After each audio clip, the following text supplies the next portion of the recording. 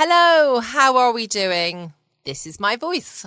I am not here. I am actually in Portugal, so I apologise profusely that I can't give you some insightful things that have happened to me throughout the day. I'll tell you all about it, though, when I get back on Sunday.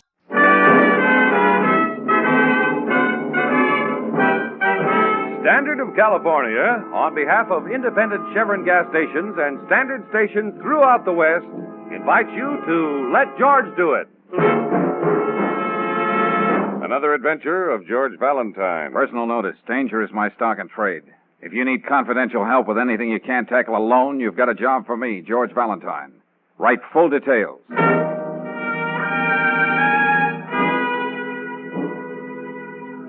Dear Mr. Valentine, no doubt you have heard of me. My name is on circus billboards all over the city. Martha Dvorak, the most glamorous trapeze artist in the world. My work requires nerves of steel, but instead I'm shaking like a jellyfish. I've great fear for my life, and cannot go to the police. Do not trouble to answer this. I will not take no for an answer. Take no for an answer. I may even be in your office before you receive this letter. Oh? So be sure to expect me. Signed Martha Dvorak. Well, the young lady on the flying trapeze has a quaint way of setting up her words. And have you seen those posters, George? I'll bet there isn't a male in the audience who doesn't sit there wishing Martha would fall into his lap. That's a very charming thought. But I wish she was more specific about this great fear for her life. Well, I'm giving odds there's a rejected suitor involved. Oh, come on, woman. Stop acting like a woman. If you read the tabloids, darling, you'd know Martha's left quite a trail of broken hearts. A femme fatale, huh? Mm-hmm. Very interesting. I am Martha Dvorak. If you are Mr. Valentine, please ask this young lady to leave. We want to be alone. Oh, now look, Mr. Dvorak, this is Miss Brooks, my assistant. You have no objection to being alone with me? Besides, that is the only way I will discuss this business. Oh, honest, Mr. Dvorak, I'm over 21, if that's what you're worried about. Well, Mr. Valentine. Ham's great, Brooksy. Huh? See you later. Well, now, Mr. Dvorak, what can I do for you? First, you can call me Martha. Oh, how nice. Martha. Well? From now on, until the death-defying Dvoraks leave here, you must be with me at my side all the time. Oh, now, wait a minute. That's a tall order, Martha. Here, read this note. Huh? Get $5,000 in small bills and wait for further instructions. You will either pay or meet with a bad accident. Don't take this to the police. You are being watched. Well, that's certainly to the point. So you see, I'm helpless, George. I'm like a little girl in a bad dream. Yeah. And as I get it, you want me to act as your bodyguard. Yes. You will bodyguard me every minute. Look, why don't you stick close to your family, the other death-defying Dvoraks? They wouldn't let anything happen to you. My family. They're not my family at all. Oh, well, live and learn. It just looks good on the circus posters. The three others. Sometimes I think they hate me. Oh, they're jealous. They know the people come to see me and not them. I see what you mean. I do not even stay at the same hotel with them. I've rented a little house up in the canyon. Well, look, this may turn out to be just a crank note. The words are all cut out of magazines and newspapers. Somebody wishes to see me die, crushed, defeated. You would not let that happen to me, would you, George? Well, now, look. You will bodyguard me. I will be so grateful. Many dollars grateful. Oh, well, okay, it's a deal. You've convinced me. Oh, that is wonderful. I think I will kiss you. Huh? No, I will not even think. I will kiss you. Oh, now, wait a minute, Marty. Oh, please, Marty, I'd rather have you as a friend. Oh, you are cute, George. Always you joke. Yeah. Now, what are your plans for the day? I have a rehearsal right now at the circus. Will you meet me at the matinee? Yeah, I'll be seeing you. Come early so you can see my act. Oops, sorry. Of course, you were not listening at the door. Oh, of course I was. In fact, I was peeking through the keyhole. Really? Au revoir, George. Yes, so long. Well, Casanova? Oh, that kiss. Well, you know, Brooksy, these artists, so impulsive. Nice fight you put up. George. Oh, now, Angel, it's all business. Well, if you think I'm going to let you traipse around with that high-flying she-wolf, I'll be on your heels every minute. Oh, now, Brooksy, you can't do that. Oh, can't I? From now on, I'll be known as the Shadow. Oh.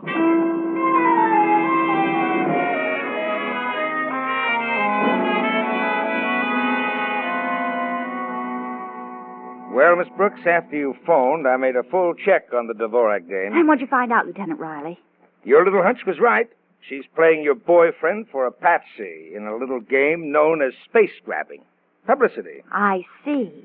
She's either pulled or tried to pull this threatening note gag in every city where the circus stopped. She was driving the police nuts till they got wise to her. Yeah. But if I know George, it won't make any difference to him. He's as stubborn as a tray of ice cubes. He keeps saying, but suppose this note is on the level. Well, cheer up. Nobody's going to take away Valentine's Dick Tracy button just for looking for a boogeyman who isn't there. Yes, but, Lieutenant, he's no more than a hired man with nothing to do. Nothing but hang around that international pin-up girl and stare at that man-wanted sign in her eyes. Oh, Lieutenant Riley.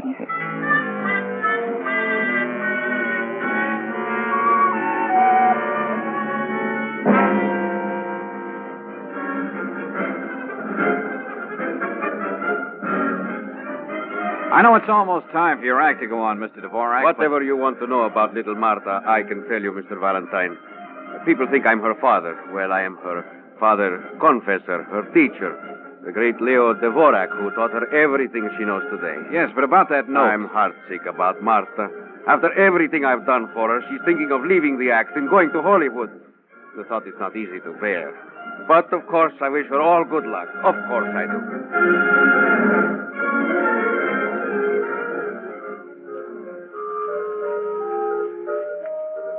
I don't know anything about that note, Mr. Valentine. But I'll tell you something. Well? Everything is Martha. But does anyone know there's a girl named Risa in the act, too?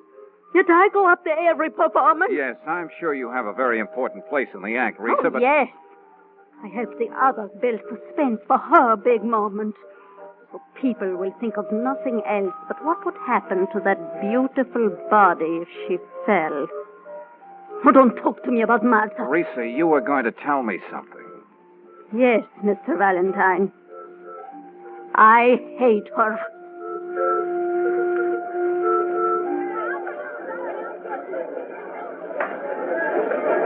Yes, Mr. Valentine. I'm the one who catches Martha up there. Yes, Dorian, Leo told me. I have her life in my hands. One little slip, an accident, and no one would know the difference. I tell her that when she makes a fool of me, goes out with other men, she just laughs. She knows I could never hurt her. I love her too much. But, Dorian, you still didn't tell me if you know who might have sent her that letter. Letter? Oh, I'm sorry I know nothing about it. Now, if you'll excuse me, our cue is coming up. George, I've been talking to Lieutenant Riley, and I was right. That woman's a phony. This is a publicity stunt. Okay, Brooksy, okay. So I'm playing the fall guy in a publicity stunt. Mm-hmm. But it would make it a lot easier if you'd stop following me around. Oh, George. Oh, all right, come on.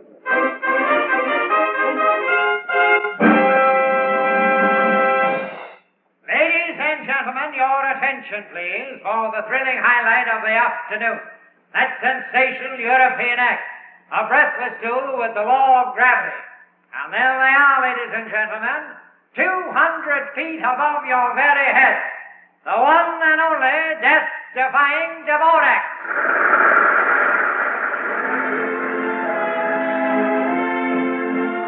First, the beautiful Martha Dvorak herself, spinning twice through the air from father to brother. And ladies and gentlemen, with no net between her and death.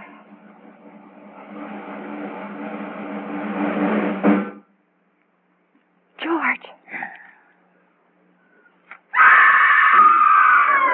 Oh, George, he's dropping her. No, he's still got her with one hand. Hold on to her. Hey, somebody lower the trapeze. Oh, George, I can't look.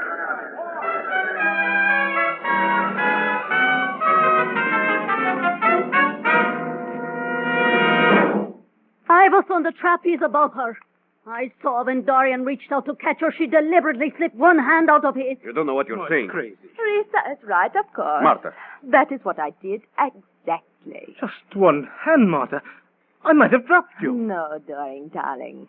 You would have let your arm come off before you let me fall. When will you learn to think of the act? The act? All those thousands of people will never stop talking about what they think nearly happened to me. And tomorrow, the newspapers, they will be beautiful. Shall we go, George? Alley up, Miss Dvorak. All I can get is a nervous breakdown.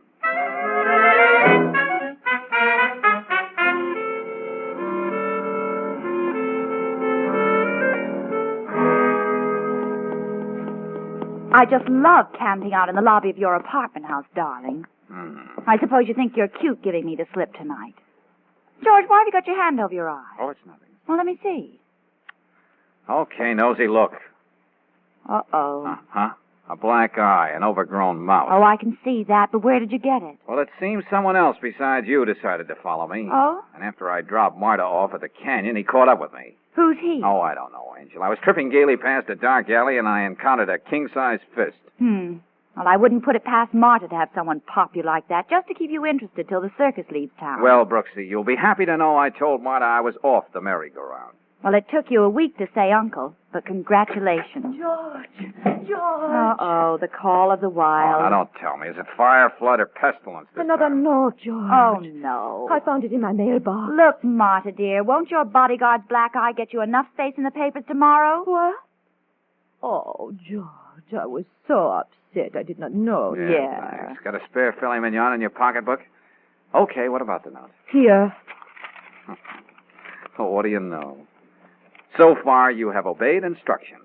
We know there is no circus tomorrow, so be at your house with the $5,000 and be there alone. But, George, I cannot be alone. I'm too frightened. Pardon me for being cynical, but you don't frighten easy. Am I supposed to forget what you did on that trapeze to get another publicity story for your scrapbook? But I'm so sure something terrible would happen to me. Frankly, Marta, I don't believe a word you've told me. Hallelujah. George, how can you say that? However, Yes? I will stay with you out at the canyon tomorrow. But you just said you didn't believe a word I know, Brooksy, I know. But you see, I've had one eye closed for me tonight. Well? Well, strangely enough, I'm beginning to see things a lot clearer now with the other one.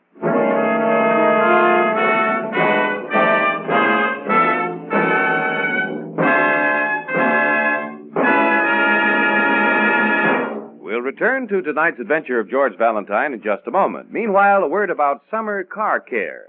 If you sometimes find summertime motoring plenty warm, how about your car's engine? Upper cylinder walls, for example, take a terrific beating. Temperatures in there get hotter than a blowtorch. Ordinary motor oils would run away from hot spots, leave upper cylinder walls bare and exposed to wear. But RPM motor oil is tailor-made to guard vital parts. Special compounds in premium quality RPM keep a cooling coat of oil clinging on every inch of your engine, every second. Make RPM stick to the job. RPM also keeps a protective film of oil on parts even when your engine's idle. The oil is on working parts before you touch the starter, and there's no waiting for oil to pump up, no damaging startup wear. So to keep your engine safe at all times, get compounded RPM motor oil at independent Chevron gas stations or standard stations where they say and mean, we'll take better care of your car.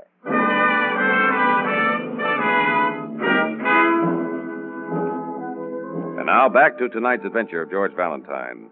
Well, George was convinced that Marta Dvorak, glamorous trapeze artiste, hired him as a bodyguard strictly for the sweet uses of a publicity.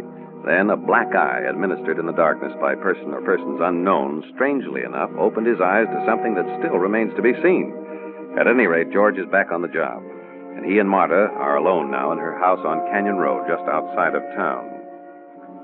Look, Marta, stop waving that $5,000 around like cigar coupons. It makes me nervous. Oh, I just thought I would have it ready for those people so there would be no unpleasantness. Yeah. How is it that last night you were quaking in your little open-toe sandals and today you're a blithe spirit? How can I be afraid of anything when you are so near me? Yeah. But not half so near enough. Now, if we were like this, I could laugh in the face of anyone who came in that door. Anyone. Oh, hello, everybody. Now, isn't this just too cozy? So, you, Miss Brooks. Uh-huh. How dare you? Oh, laugh so hard, Marta. Doesn't anyone have a kind word for a poor police lieutenant on his day off? Oh, I thought you always went fishing, Lieutenant Riley. Well, Miss Brooks here persuaded me it would be better sport to get a load of Operation Phony. Miss Brooks, this is your idea of humor. Oh, I know you didn't expect visitors, so I brought along the loveliest picnic basket. Liverwurst, knockwurst, piccalilli. Oh, Martha, you have made me so happy. Leo. Who's A this? visitor. I cannot tell you how I felt when you invited me here for today. What? I invited you. I never did. But that is very strange. A young lady called the hotel and left a message. What young lady? Who could have done a thing like... Oh. So, we may as well know each other. Mr. Dvorak, this is Lieutenant Riley. How do you do? Howdy. Yes, very happy, Martha. We have not been very close together lately. Oh, please, Leo. I wonder if I brought enough piccalilli for everybody. Piccalilli, what is this Piccalilli, young lady?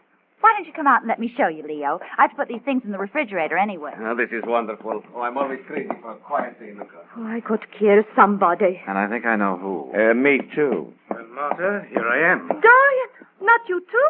And Risa? Yes, I met Teresa getting out of a cab when I drove up. And I got your message inviting me to spend the day here. I decided No, to I come. will kill Just to somebody. see what it is you're up to now. But these people, Martha, we were going to be alone. On the phone, that's what the young lady said. Oh, now, there's a young lady who gets around. Are you again making a fool of me, Martha? Please, Dorian, not one of your scenes. Ah, this fresh country air. Congenial company. Yes, Valentine, I think this is going to be a day to remember.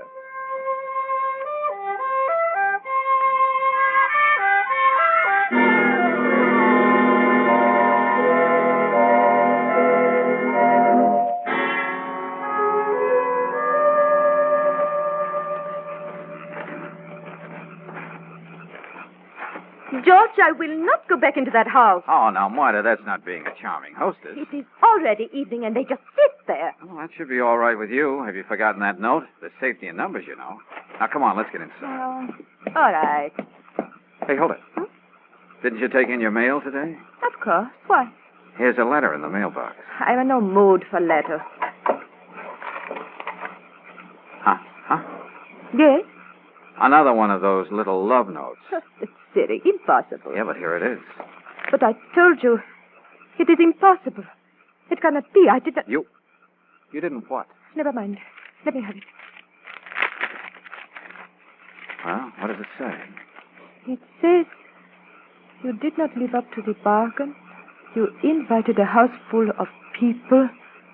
You know what to expect now. George. Oh, look, you don't have to put on that act for my benefit, Marta. We're old troopers now. But I tell you, this is real. You've been writing these notes to yourself, haven't you? I know I will not make you believe me. But I've got to get away from here. I'm afraid. Hey, wait a minute, Marta. Afraid of everybody. Hey, don't be a fool. I've got to get away from here. Okay, if you want to see who can run faster. But this is your last temperamental fling with me.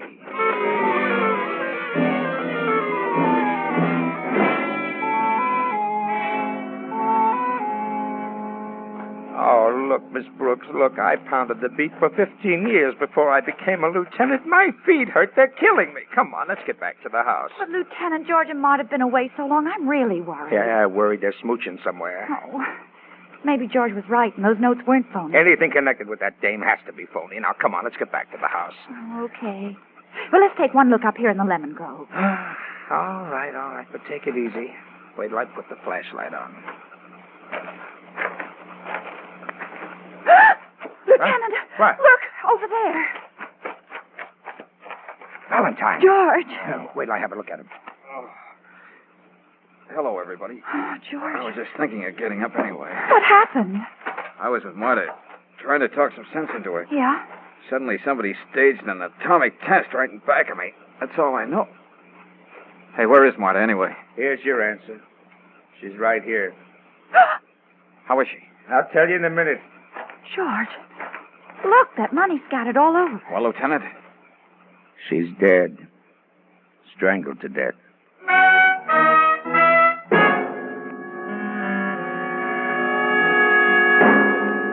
Okay, the holiday's over now. Now you better get ready to answer a few questions. George, you want me to get you something for your head? Yeah, no one, Brooksy. Well, we'll start with you, Leo. You admit you were out of the house when someone ran berserk in the lemon grove. Yes, I began to worry about my little Martha. I walked everywhere looking for her. She meant so much to me. Oh, admit it, Leo. You knew that without her there would be no act. That's all she ever meant to you. Didn't you happen to be outside too, Risa? What have you got to say? I can afford to be frank. I kept walking and walking, trying to forget how much I hated her. As long as we are all being so honest. Dorian, why do you not tell the lieutenant what you were doing out of the house? Tell him how jealous of Martha you always were. Well? Why not? Everyone knows about it. I loved Martha, and I was jealous of every move she made. Jealous of every moment except when she was flying through the air, her hands reaching for mine, depending on me, of all men.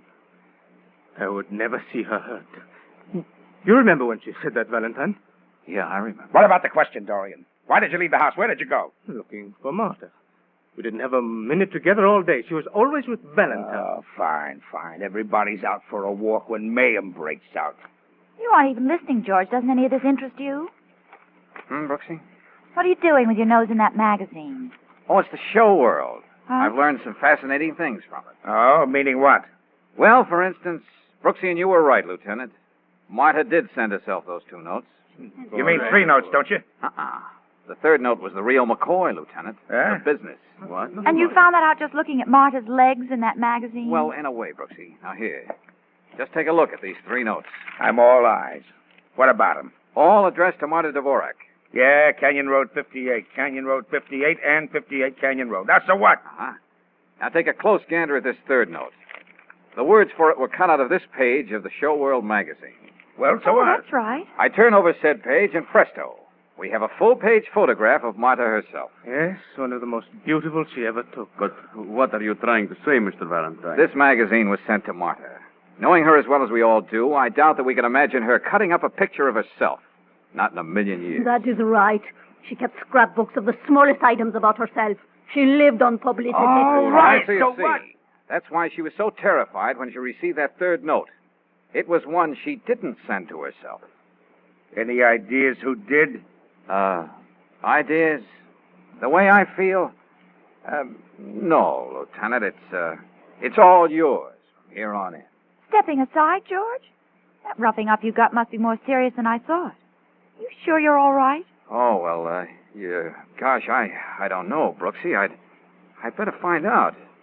Now, when I was a kid, every time I fell out of the apple tree, my mother used to say, George, there's one sure way of telling if you're still all right in the head. Hey, what is this? Yes, this is no time to hear what your mother used to say. Yeah, Georgie, she'd say, just try to remember the Mother Goose rhymes I taught you. Please, Mr. Valentine, how can you make jokes now? Now, let's see if I can remember. Now, how does that one go again? Which one, darling? Oh, you know, Mary had a little lamb. Its wool... No, that's fleece. The fleece was white as, something or other.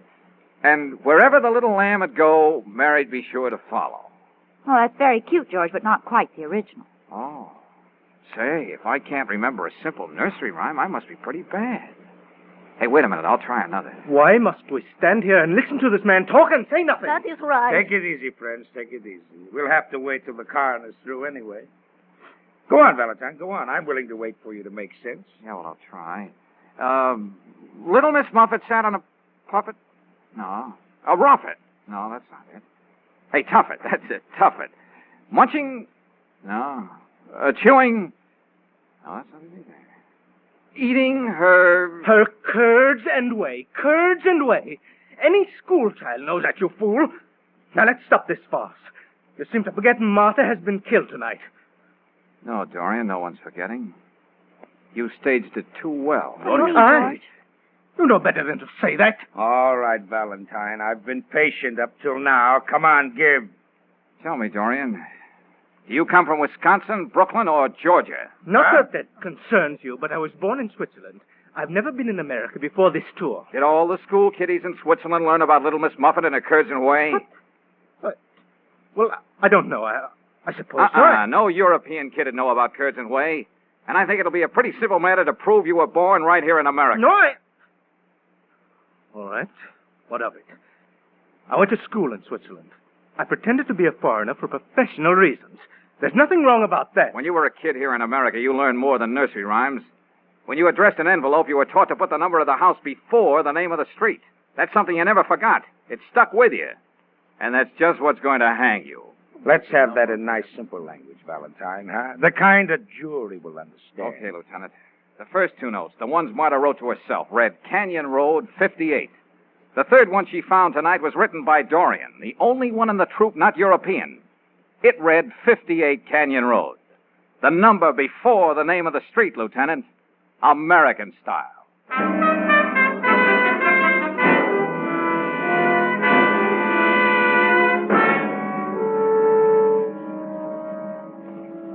You know, Valentine, in my job, I see a lot of human nature, but this Dorian guy is a breed all his own. You know, it was Marta I couldn't understand. Now I feel sorry for her. I think I know what you mean about Dorian, Lieutenant. He had every chance to kill her when he was up there on the trapeze and get away with it. Instead, he writes that letter and makes a super production out of it. Jealousy. Had it bad, Lieutenant. Bad enough to sock me in the eye for no other reason but that I was spending so much time with her. Well, how could anyone be jealous of a little thing like that? After all, it was just your job. Now, the truth is, Lieutenant, a simple accident wasn't good enough for Dorian. Marta had to know she was dying and that he was killing her. That's the only way it would satisfy his bruised and battered ego. As good an explanation as any. You know, it's strange. Marta dreamt of having a story about herself in every newspaper in the country. She certainly tried hard enough. Yeah, Brooksy. And when she finally made it, it was only to let the world know that she'd never be heard of again.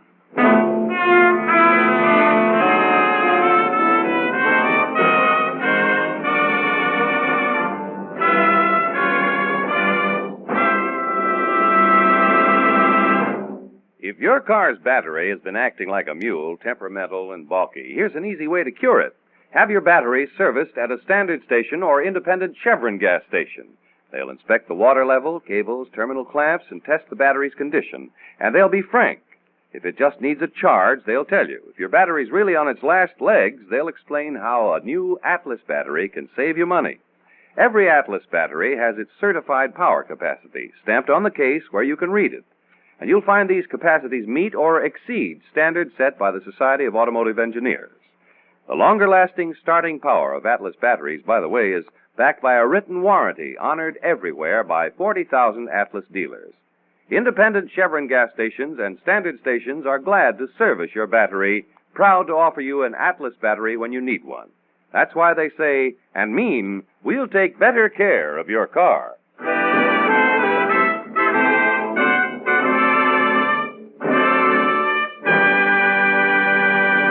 Next week, when you tune our way for another adventure of George Valentine, you'll hear... I got here as soon as I could, Brooksy. Edward's still in the club there? Yes, George, and getting very fidgety. All right.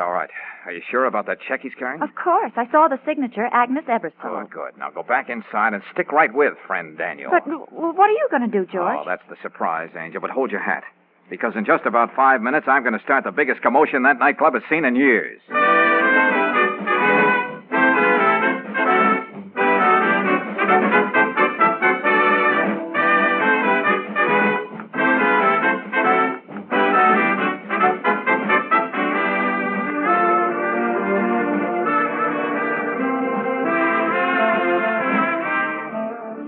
Tonight's adventure of George Valentine has been brought to you by Standard of California on behalf of independent Chevron gas stations and standard stations throughout the West.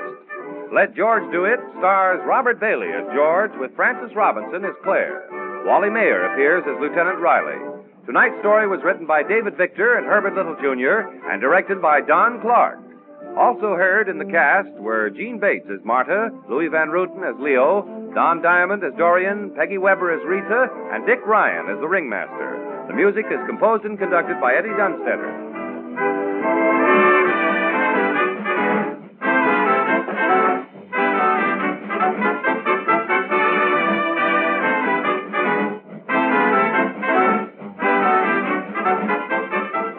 If it's safer, it's better. This is the key to accident prevention in Western living. The 3,000 delegates who will attend the 10th Annual Western Safety Conference in Hollywood from June 16th through June 18th will formulate safer procedures in every phase of public and private life. Their work will make your future safer. They say it's smart to be safe. Take their advice. Your announcer, John Heaston. Listen again next week, same time, same station, to Let George Do It. This is the Mutual Don Lee Broadcasting System.